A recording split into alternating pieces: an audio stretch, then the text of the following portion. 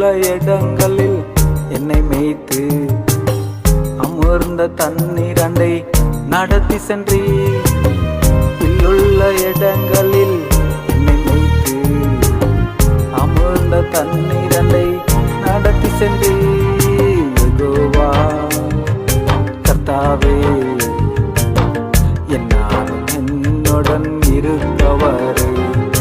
யெகோவா பரிசுத்த ஆவியானவரே, என்னை நடத்தும் கர்த்தாவே.